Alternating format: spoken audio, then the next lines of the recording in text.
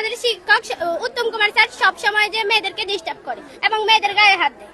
তিনি সবসময় সবাইকে অফিসে যাইতে বলে এবং একা যাইতে বলে সবাইকে, এমনকি আমাকে বলছে যে তুমি একা অফিসে আসো। তারপরে সে বলে যে তোমার কোনো হেল্প লাগলে আমাকে বলবে, টাকার প্রয়োজন হলে আমাকে বলবে।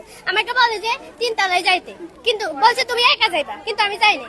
তারপর তিনি আমার সাথে কথা বলেন না কয়েকদিন, এরপর আবার কথা বলেন এবং সবাইকে ওয়াশরুমে যাওয়ার পর তিনি যখন একটা জিজ্ঞেস করে ওখানে কয়জন আছে, যদি বেশি সংখ্যক দেখে তিনি যান না, এবং কি যখন দেখেন 1 জন অথবা 2 জন আছে তিনি ওয়াশরুমে যায় এবং কি মেয়েদের গায়ে হাত দেয়। তিনি সবসময় মেয়েদের প্রতি একটু দুর্বলতা দেখে। তিনি বলে কোনো কিছুর প্রয়োজন হলে আমার থেকে হেল্প নিও।